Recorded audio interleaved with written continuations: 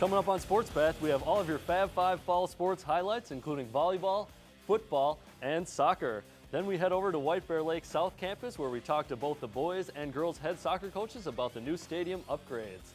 All that and more as we take you down the Sports Path.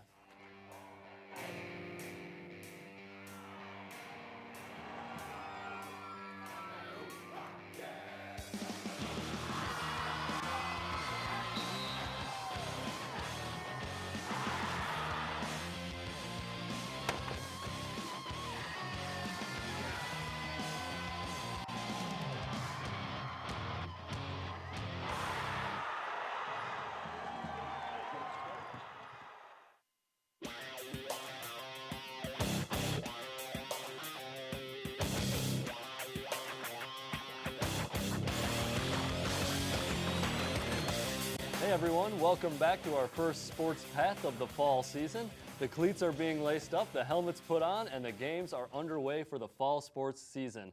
Thanks for joining me tonight. I'm Sam Erickson, and Sports Path will continue this year in an exciting way. We're going live every other Wednesday at 7 p.m. Like always, we have your Fab 5 school sports highlights and standings right here on Sports Path. We have no time to spare with a jam-packed show tonight, so let's get right into things. And we start off by taking a look at the Metro East volleyball standings. So pretty short into the season so far, no conference play underway. You see North St. Paul at 2-1. They're near the bottom. They were a step away from the state tournament last year, losing to Roseville. Their one loss coming so far this year to Roseville as well, but they look like they have a formidable team once again. Now we'll switch it over to the Suburban East, where we look at White Bear Lake, our lone representative. They are 3-1 on the young season, and they lost their only game in 5 games to St. Francis. All right, and after that, we're going to get right into the highlights as we're at White Bear Lake South Campus. As we see, White Bear Lake hosted Chisago Lake Wildcats. White Bear Lake 1-0 on the season, Chisago Lake 0-1. White Bear Lake had control of most of the first game in this one until Chisago gets the benefit of a carry call, and they'll tie it up at 21. Coach of the Wildcats will take a timeout, maybe looking to make a run and finish this first game off with a victory. Real crucial to win that first game in the best of 5 series. As you see there, Chisago once again tying it up, this time at 22 apiece. White Bear Lake desperately trying to get the lead.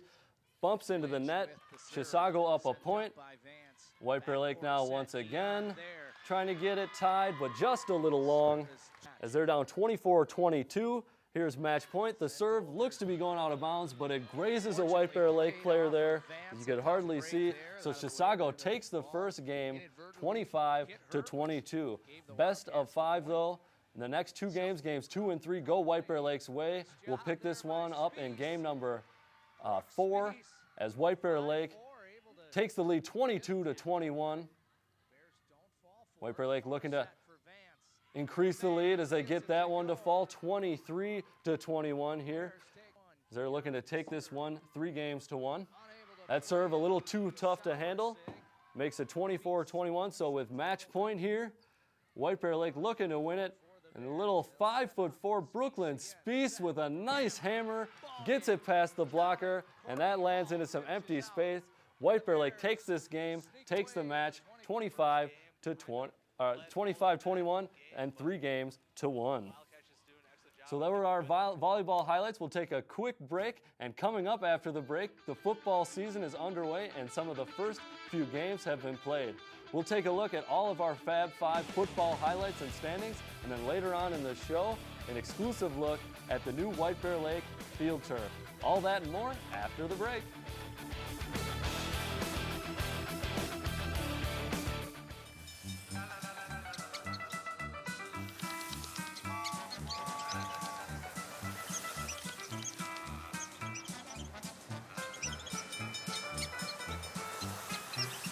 Will spend 15 minutes watching online videos like this one.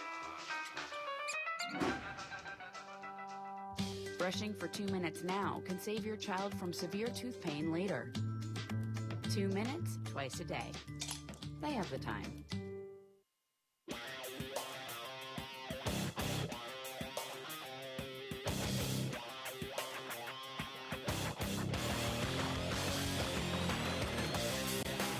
We want to remind and encourage you to follow TV19 Sports on Twitter and like us on Facebook. We often post links to our games on YouTube, and you can always watch previous episodes of your beloved Sports Pats for condensed highlights. So don't forget to check us out and hashtag TV19 Sports. Welcome back to the TV19 studios. I, of course, am Sam Erickson, proud to be bringing you your Fab 5 highlights this year. Every year, the stadiums are jam-packed for your Friday night football games, and this year is no different. We've already been out to broadcast a few. Let's start by taking a look at the East Metro Red Division standings. If that conference name sounds a little different, it's because it is. This year, it's been a bit of a conference restructuring, pretty much in name only, as the East Metro Red Division replaces the former Metro East with, I believe, just the addition of Park. So you see our teams there, Mahtomedi at 2-1, North St. Paul at 1-2, Tartan at 1-2, and Hill Murray at 0-3. That conference so big with 10 teams that each year 2 teams will not meet each other. So I believe Henry Sibley and Hill Murray will not see each other this year. And we'll switch over to the East Metro Blue football standings, which once again, the Blue district has replaced the Suburban East Conference. You see our lone representative there, White Bear Lake at 1-2 and 1-1 in their division. So now we're going to get into our football highlights, and we want to give a special shout out to a sister station, Town Square Television, for broadcasting this one. As Henry Sibley took on Hill Murray. Game was scoreless halfway through the second quarter, but Sibley will open the scoring on a handoff to Andres Corral, and he'll make it 7-0. Ensuing kickoff, number 3 for Hill Murray. Jake Ogren fakes the handoff on the return. He's got a lot of good blocking and a lot of space. And nobody else to beat, so he will take that 86 yards all the way back to tie this one up at 7. 86 yards. And that's what the score would be going into the halftime. Hill Murray real jacked up, getting on the board. Before halftime, Hill Murray elects to go for 2 here with kind of an odd formation. Straight hike to the quarterback, looking to maybe option, takes it himself, but he's taken down. And that'll make it 7-6. So now into the third quarter, throwing on the run. Quarterback finds Zakai Kelly, who cradles the catch. Next play, Kelly gets the screen pass, and nobody to beat, so he will waltz into the end zone, and that'll make it 14-6. And now we're near the end of the third quarter. So take a look at this. Lopez fakes the punt, passes it, completes it, and a nice job by Xavier Henson to make a man miss. He'll get into the end zone. So Sibley takes a 2-score lead, 21-6 off that fake punt.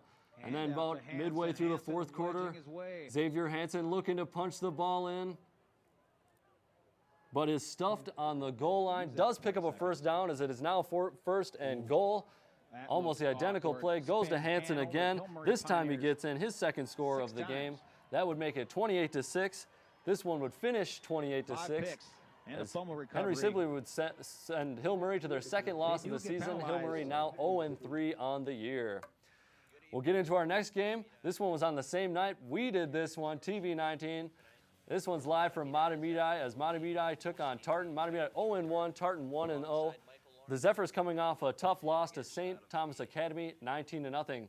But they'll get this one started as Jalen Fry gets a handoff through a crowded line of scrimmage, breaks a tackle, gets to that second level and past the secondary, and Mahtomedi finally gets on the board for the season, and they're pretty excited. So 7-0. Into the late second quarter, Jared Johnson, quarterback, goes into the corner, finds a man, great pass into coverage. Number 10, Chase Sullivan, hauls that one in, and it's 14-0 going into the break. Here at the beginning of the fourth quarter now, same score. Fry gets the handoff. He drops it on the turf. Tartan looking to maybe take advantage and get into this one, but Fry falls on it. Couple plays later, Fry gets it again. Nice break of a tackle there. Gets past a defensive back. He's got some great blocks upfield, and he knows where he's headed, pointing to the sky. He's in for his second score. That 70-yard scramble makes it 21-0. And Mahtomedi would end up winning it by a score of 21-0, getting shut out in their first game, but pulling the reverse and shutting out Tartan in their second. So now we're going to get into our third and final football highlight of the night. Tartan hosting North St. Paul. Tartan at 1-1, North at 0-2. Gotta love the scene there as the sun's setting. Beautiful look there from the Tartan Stadium in Oakdale. First play from scrimmage, quarterback Marco Hernandez of the Titans takes a huge hit and loses the ball. North St. Paul recovers it inside the Tartan 5 for great field possession, something they would benefit from all night. On the first play, they flip it out to senior tailback number 16, Isaiah Karan. He's able to punch it in, and North would lead 7-0 after the successful point after touchdown. Later in the first, Bishop McDonald getting a punt deep in Tartan territory. He has some blocks and some speed, gets out to the right, dives for the end zone, but is down. That's all right. Very next play, number 34, Fizeo Odeyemi, the big fullback, rumbles his way in. North St. Paul leads 14-0. Bishop McDonald. And a little bit later on, Marco Hernandez scrambling around, looking to make something happen. Good pressure once again from the Polars. Hernandez comes up throwing, but Bishop McDonald doing it on defense, not on special teams. This time intercepts the ball, gets the ball back to the 15, and once again, North starts with the ball in Tartan territory. This is actually their worst field possession of their scoring drives to start this one. But Isaiah Karan gets it again, gets a run, and his second touchdown of the night. So 21-0 right now, and Tartan looking to get back into this one with a big return. They thought they might have got on the board to get some blocks, to get some space. However, some of our more observant viewers may have seen some laundry come onto the field. A couple blocking the backs. You'll see one here at the end of the play for good measure. So a lot of penalties. Bring that one back. Tartan all the way back to their own 9. They couldn't do anything with that possession. And so North St. Paul would get the ball back, this time with a little worse field possession, but they make it count as Karan hauls this one in on the pass. He makes a nice catch, 46-yard touchdown. North leads it 28-0. But Tartan not to be shut out in this one as they hand it off with few seconds remaining. Number 40, Laurel Grayson, scampers in a 40-yard touchdown run, and that'll make it 28-7. A little bit later in third quarter, pass goes up. Number 2, Jordan Holt of North St. Paul hauls it in, runs it in, 46-yard touchdown. He can't believe it, but there it is, confirmed. So 35-7, Tartan's all but done here. However, long pass brought in, and they get their own 46-yard touchdown as number 6, Chase Fleeshauer, scores that one. Down by so much they decide to go for 2. This one flipped out, and they convert it as a nice little toss to the left-hand side. So Tartan trailing 35-15. North increases their lead a little bit as a 26-yard field goal by Zhang Lor makes it 38-15. We're going to move on into the fourth quarter now. And Karan will get the ball once again. He's got 3 touchdowns on the night, 2 on the ground, 1 in the air. Looking to make his 4th. Looks like he probably has it, but a nice job of the Tartan defense not giving up.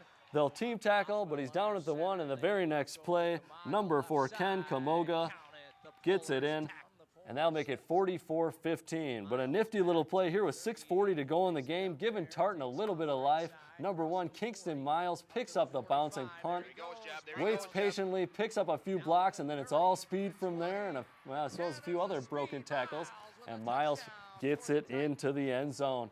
So it's 45-21. Titans having to go for 2 then. Ben Angwer will get it, and he will find some space and get in his second 2-point conversion of the night. Tartan now trailing 45-23. So with less than a minute to go, still down 45-23. Jordan Thompson slips out on the wheel route, gets the pass. Nobody to beat except maybe this guy, but he can't get him. Thompson in, and that would make it 45-29. 2-point conversion was no good, so Tartan having to do the onside kick. Almost gets away from North St. Paul, but they'll fall on it. And so North St. Paul will pick up their first win of the season at Tartan, 45-29. So those are our football highlights. Coming up after the break, we'll look at some soccer highlights from around the Northeast metro area. Then a new White Bear Lake, look at the new White Bear Lake turf field, and all that will be coming up to you in less than a minute, so don't go anywhere.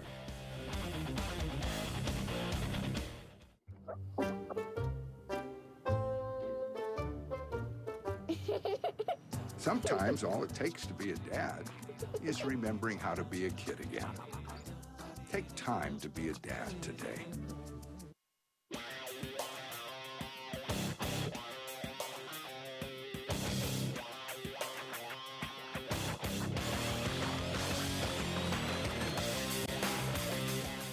Don't forget, all of our productions include a lot of work by many wonderful volunteers. If you're interested in being a volunteer and running a camera for TV19 Sports Production, you can give Arlen Becker a call at 651-747-3821 or email him at arlen@onlocationtv.org. We appreciate all of the hard work that our volunteers put in and always have a great time out at TV19's productions, and I can say that for a fact.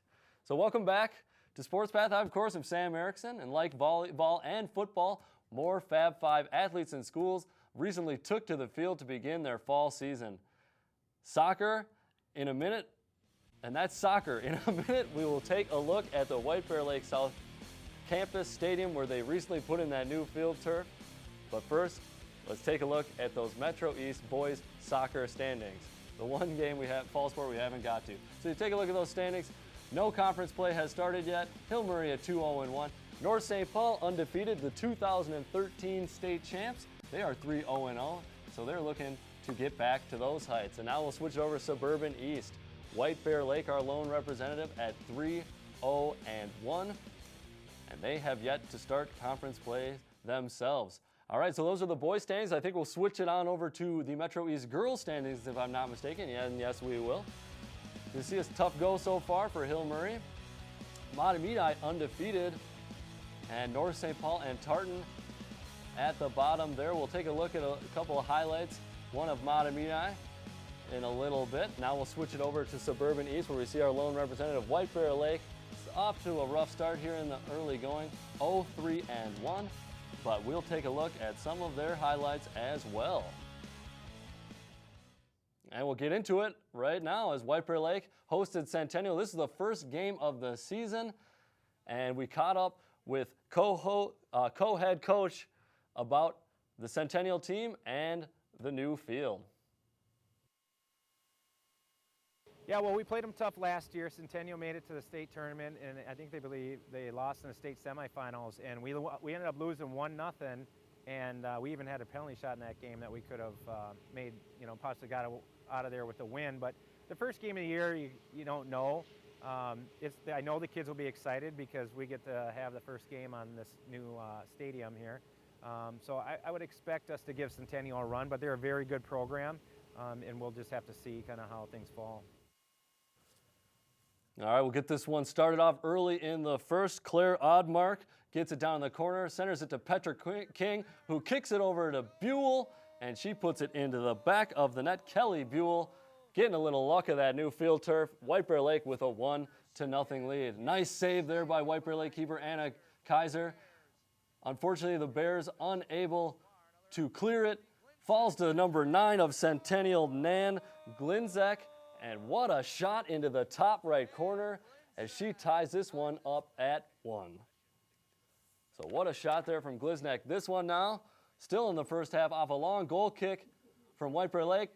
Centennial boots it back down. Gliznek unmarked, and she likes that right corner as she puts it away. Her second goal of the night, Centennial's second, and all of the scoring took place in the first half of this one. So Centennial takes down White Bear Lake 2-1 in the first game of the season.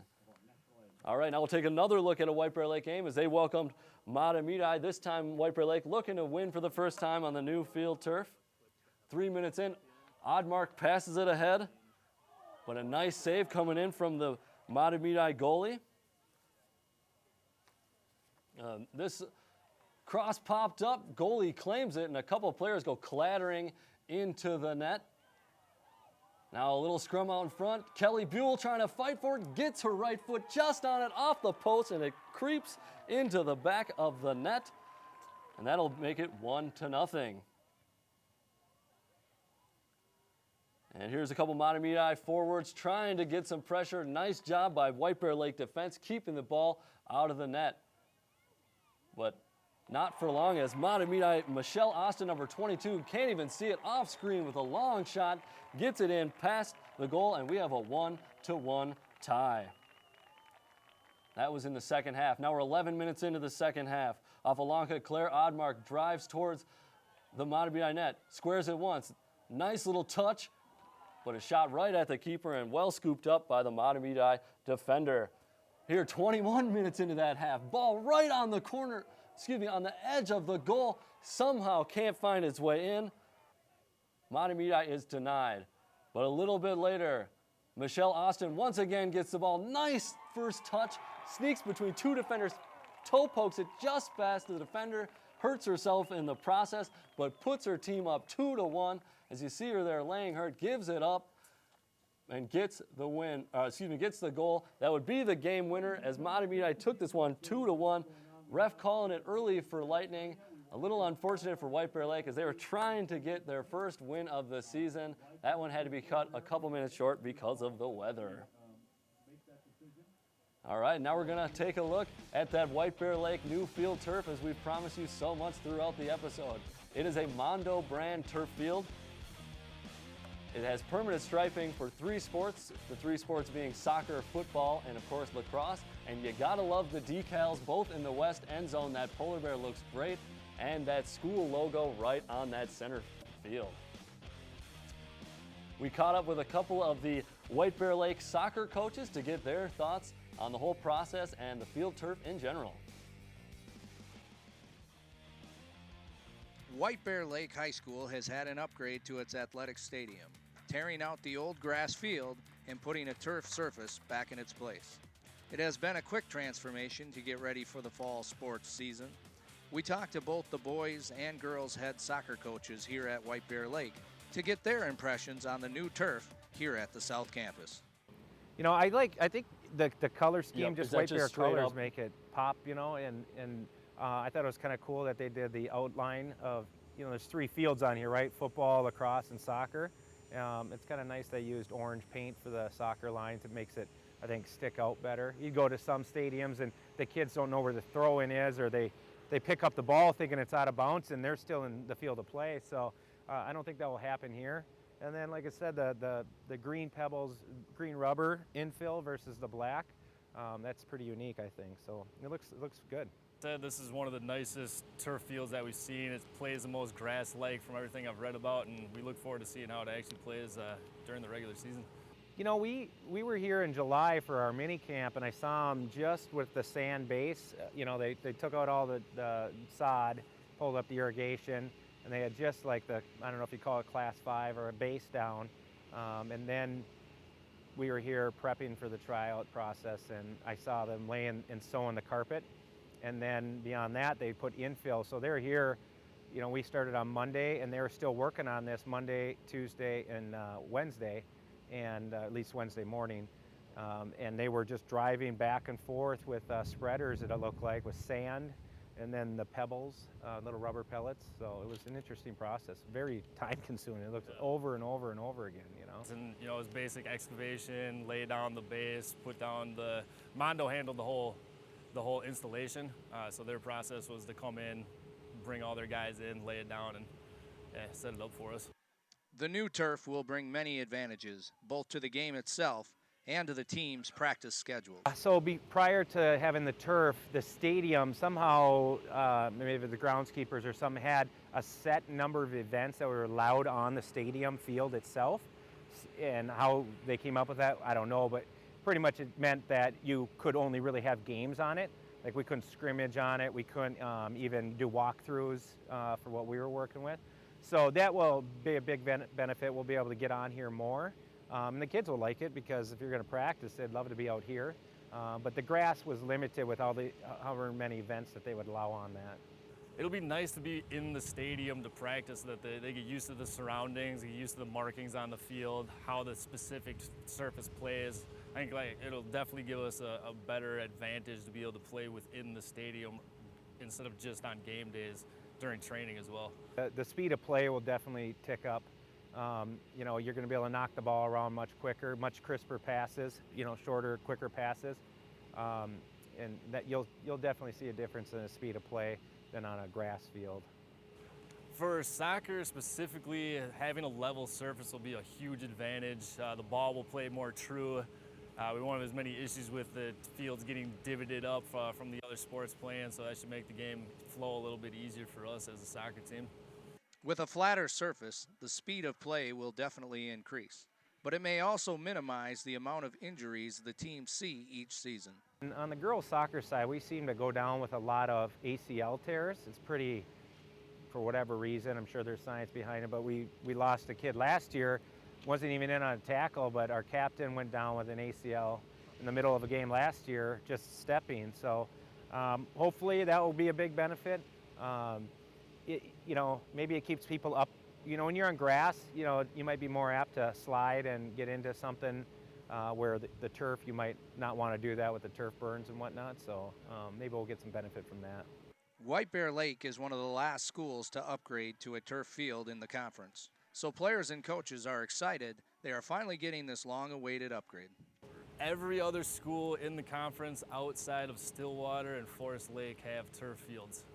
Because a lot of our opponents have turf, so we would struggle when we got to playoffs. There would be a lot of times we go down to the Badness Dome and rent time just to get some practices on the turf. With only having grass, it was hard.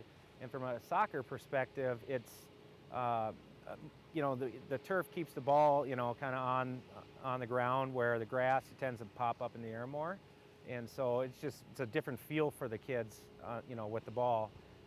So that will help. Plus, later in the year on our practice fields, they get a little beat up, you know, daily practice on there, and this will help probably extend some of that too. It seems like most of the community is behind it and is ready to see what the stadium does with the new field and how our teams perform on it.